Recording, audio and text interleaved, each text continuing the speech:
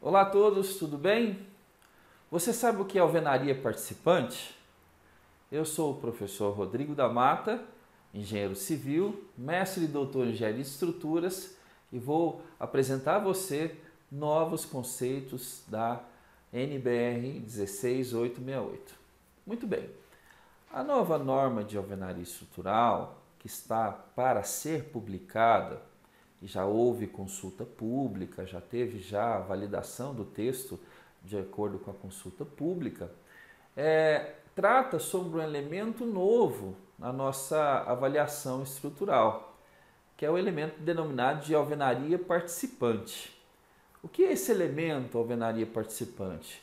É uma alvenaria de vedação executado com as boas práticas da alvenaria estrutural, na qual ela é dimensionada para suportar alguns efeitos devido à distribuição das ações, vindas das ações horizontais, basicamente desaprumo, vento e sismos, e nessa avaliação a alvenaria passa a contribuir com a estrutura de concreto armado, tornando o pórtico mais rígido.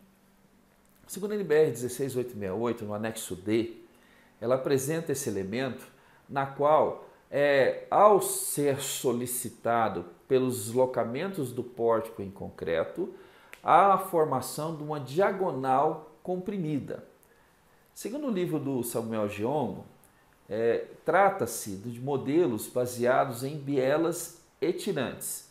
Eu vou tirar o tirante porque basicamente, na alvenaria, nesse modelo, não se aplica a condição de resistência à tração, somente a resistência à compressão. Segundo a NBR 16868, essa largura da faixa comprimida ela é calculada com alguns parâmetros geométricos e parâmetros de resistência. O que é essa faixa da biela de compressão? Na verdade, essa faixa é para determinar a forma geométrica de um elemento no modelo analítico propostos para a NBR 16868 para representar o pórtico. Então, no pórtico de concreto armado, tem elementos de barras que vão representar os pilares e as vigas. E agora eu vou colocar um elemento na qual ele funciona somente a compressão, na qual essa escora, quando o elemento de barras funciona somente a compressão, é chamado de escora. E o elemento de compressão, ele vai ser birrotulado. Birrotulado. O que significa isso? Que a ligação entre o nó pilar-viga, ali aparece uma rótula externa, ou seja, não há uma ligação efetiva. Como que se verifica que não há essa ligação efetiva, professor? É porque, na verdade, nessa falta da ligação efetiva, a gente evidencia pelas manifestações patológicas que ocorrem nessas extremidades, quando há esmagamento. Diversos autores mostram isso e podemos ver isso também ocorrendo nas manifestações patológicas nos edifícios de concreto. Basicamente, a alvenaria de vedação, ela mesmo sem ter dimensionado a compressão, mesmo sem ter previsto ela para resistir aos esforços, ela tem rigidez suficiente e contribui para o deslocamento do pórtico. E assim, desprezamos esses efeitos por falta de instrução normativa. Na NBR 1018, que é a norma de concreto armado, ela vai definir que os modelos a serem utilizados para o dimensionamento, para análise estrutural, esses modelos podem ser modelos experimentais. E eu abro um parênteses que o experimento pode ser tanto físico quanto numérico. Então, a NBR 16868, ela traz para nós projetistas opções quanto essa modelagem, levando em consideração um novo elemento birrotulado, na qual a seção transversal, como vai ser a seção transversal desse elemento birrotulado? É uma barra que somente resiste aos esforços de compressão. Se nós pegarmos na literatura, esse elemento se chama escora. Birrotulada, ou seja, ela não vai haver nenhum engastamento naquele ponto, ela vai funcionar somente com uma reação dessa força na diagonal dessa barra, e essa barra tem seção transversal à largura da biela de compressão. Como é que eu determino essa largura da biela de compressão? NBR 16868, alguns parâmetros, entre eles parâmetros de resistência. Muito bem. E a seção espessura? É a espessura do bloco. Então, se eu tenho um bloco de 9 centímetros, espessura 9, se eu tenho um bloco de 11,5, 11,5, se eu tenho um bloco de 14, 14, 19, 19. E aí eu pego as instruções normativas. Se eu tiver com um bloco de concreto, NBR 6136, se eu tiver com um bloco cerâmico, NBR 15270, parte 2, tá?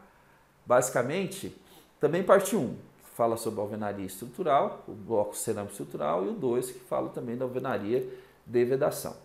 E por que você trata essa resistência, então, que pode ser uma resistência baixa? Na NBR 16868, vai verificar que um dos parâmetros de resistência é a resistência na horizontal à compressão. Então, nós fazemos o ensaio à compressão na vertical e existe também essa verificação na horizontal. É como se eu estivesse fazendo o ensaio da mini parede, em vez de assentar os blocos na horizontal, eu assentasse na vertical. Por que isso? Na verdade, agora, mais do que nunca, as juntas horizontais funcionarão e deterão capacidade de resistência no painel. Outra verificação importante, de acordo com a NBR 16868, é a verificação ao cisalhamento. São duas verificações, uma verificação do cisalhamento quanto ao escorregamento da junta e também quanto à resistência maior, que seria a fissura em forma de escadinha na alvenaria. Segundo a NBR 16868, a verificação que nós vamos fazer lá na tabela 3, que fala sobre a capacidade de resistência ao cisalhamento. A resistência ao cisalhamento é determinada de acordo com a resistência média da argamassa. E como eu falei em vídeos anteriores, a resistência da argamassa a gente calcula basicamente 70% da resistência do bloco em área líquida. Uma novidade, até repetindo a informação anterior, lá no anexo F existe um informativo que trata a determinação da resistência da argamassa de acordo com a resistência do bloco. Então, nesse cenário, o que se observa? Que com a capacidade resistiva da alvenaria, ela somando no pórtico de estrutura de concreto armado, eu tenho uma tendência de viabilizar edifícios mais altos sem a necessidade de enrijecer núcleos de rigidez e aproveitando a capacidade da alvenaria. Uma observação muito importante. Painéis de alvenaria com aberturas de janelas e portas não podem ser considerados como alvenaria participantes. Tá? Isso está na NBR 16868. Nesse cenário, quando eu tenho a parede de alvenaria que inicialmente não era considerada como elemento estrutural, ela vai contribuir para diminuir a deslocabilidade do edifício. Aí nós temos algumas verificações. Primeiro, seriam os efeitos de segunda ordem da estrutura de concreto armado, uma análise global de estruturas. Então, com a alvenaria participante, esse elemento chapa, né, junto com esses elementos de barra, a minha estrutura haveria menores deslocamentos. No modelo analítico, elemento de barra com elemento diagonal de barra birrotulado. Com essa situação, as deslocabilidades do prédio diminuiriam e os efeitos de segunda ordem sofrerão grandes interferências. Quais são essas interferências? No parâmetro alfa e o parâmetro gama z.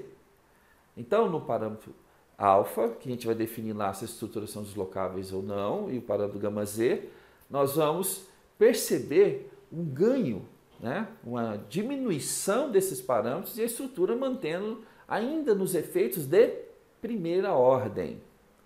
Muito bem.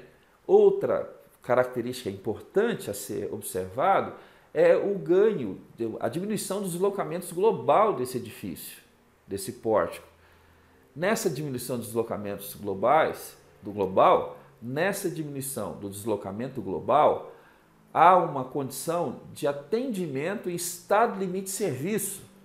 Assim sendo, o deslocamento global do edifício diminuindo, eu aumento a capacidade da construção de mais pavimentos, e essa construção de mais pavimentos não influenciaria nesse deslocamento.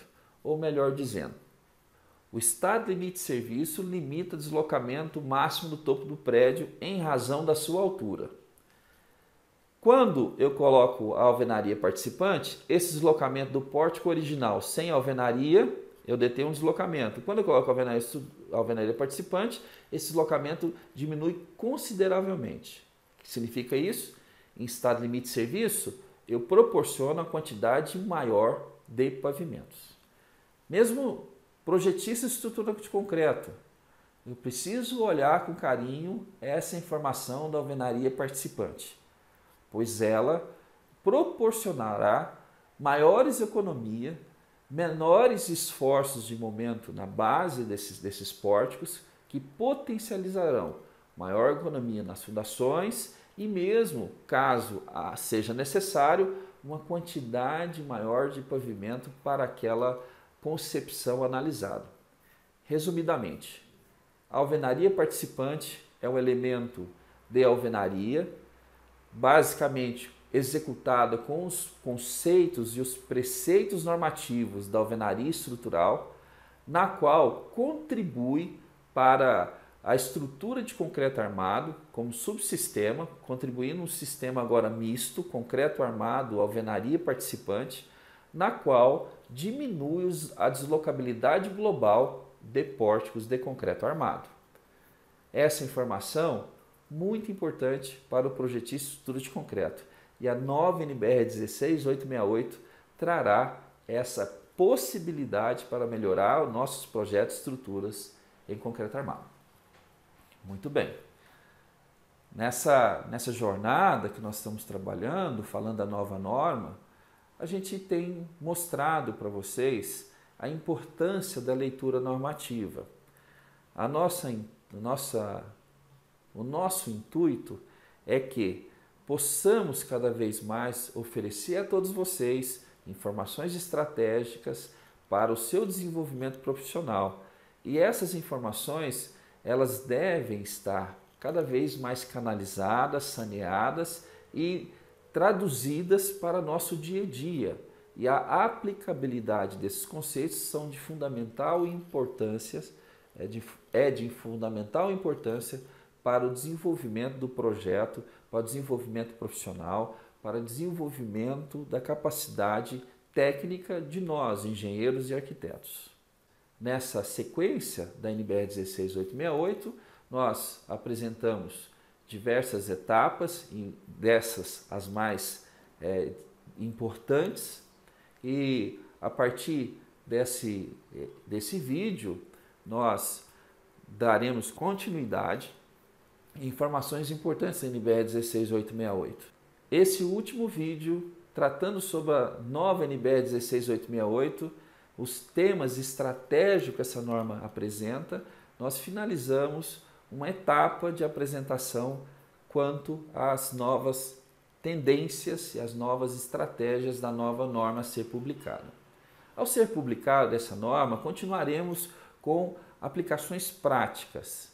Nesse momento, traremos novas novidades de outras instruções normativas em vigor que trará a você nova capacidade de trabalho, habilidades para que você possa adquirir novas oportunidades de trabalho, habilidades para que você possa adquirir novos contratos, habilidades que você possa defender junto ao seu cliente a sua demanda principal de produção técnica na engenharia. Muito bem, eu sou o professor Rodrigo da Mata, estou aqui para contribuir com a sua formação profissional. Um abraço e até breve. Saúde, paz e luz divina.